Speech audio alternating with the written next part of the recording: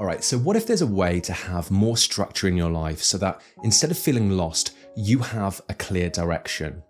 This is what I'm going to explore in this week's episode, so stay tuned.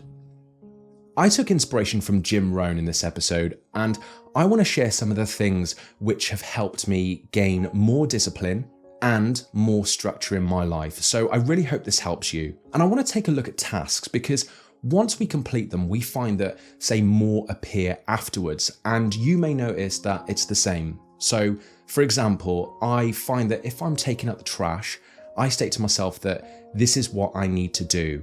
And then when I've finished, I may clean up clutter around the house, or I may even hoover. So if we don't have goals to replace the ones that we complete, we may feel lost and uncertain about what we're supposed to do next. Many people with one defined goal, they often start again after that defined goal is complete. And if we think of Warren Buffett, who as a self-made billionaire stated that he has no plans to retire. But sure, many of us would dream to retire if we get to this status.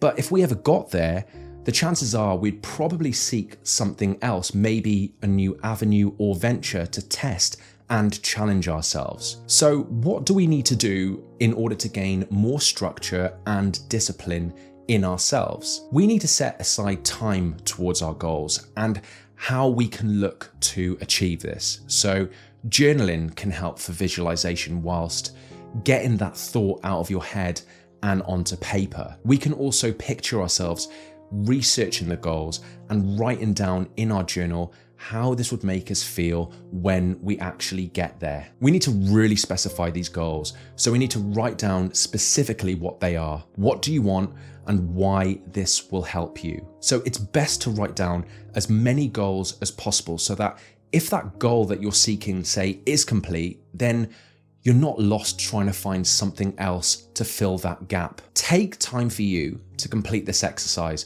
Often we spend way too much time on our phones browsing meaningless material, and I am super guilty of this. So I spend my evenings watching videos which have absolutely no value in my life, and then I wonder why I'm not progressing forwards. So let's take time out for us. Writing down my goals is like a personal contract between myself and that paper, so it's not lost in my mind, and then I can easily bring it up whenever needed as a gentle reminder. What helps with specific goal setting is if you can take it down to the granular details. And what I'll do is I'll give you an example. I knew that I wanted a new computer, right? I wanted something where if I'm editing YouTube videos or podcasts, I don't want it to be slow, and I don't want it to, when I'm scrubbing or I'm editing, it's jittery and it's time consuming because editing takes a long time. So what I wanted was a laptop which was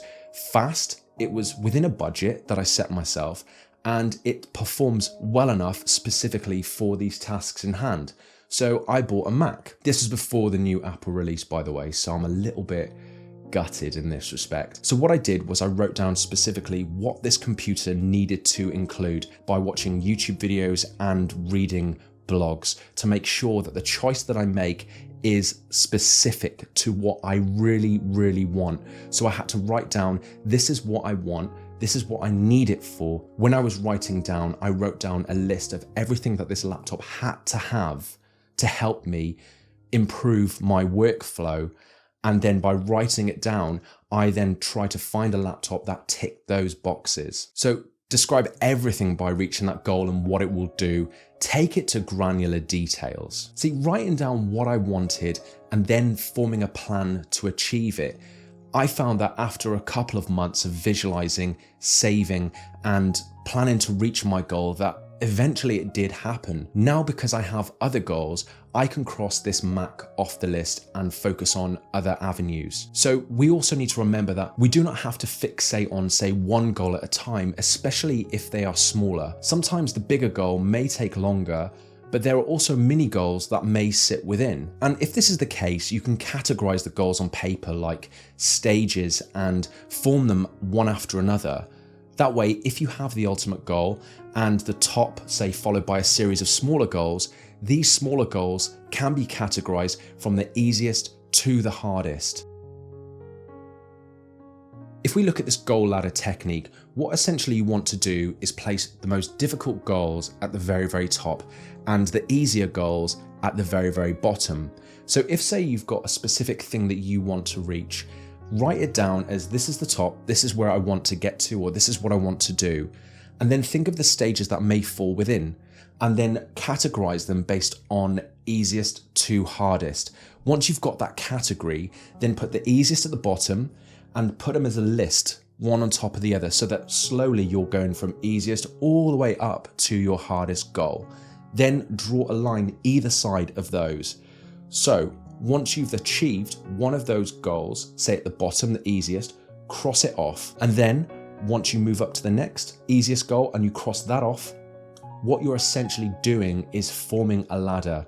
And the reason that the ladder technique is so powerful is because a lot of the time when we're going out or we're goal setting or we want to visualize about where we want to get towards, we often don't see the evidence, which means that we may think that we're not getting anywhere towards it. But if you've got a ladder, which is the hardest all the way down to the easiest, and you're literally writing down all of the stages that fall within and you're crossing them off as you go along, then you are actually seeing that physical proof that you are actually getting somewhere. I don't know if you're feeling like you're lost or if you're feeling like you have no structure. This solves the structure issue. That's how this ladder technique is helpful, and to be honest, it is super powerful when used. And this is a powerful technique that we use at Mind System to keep you on track and visually show that you are getting closer. I really do hope that that part helps. So if you're interested in hearing more, contact me and I can book a meeting. Visit our website at www.mindsystem.com. So I hope this helps. And if this adds value, do leave a like or a comment of what you thought was the most interesting. Let me know if you have any specific tips as well, which help gain structure in your life, because I would love to learn and know more. But anyway, take care and speak soon.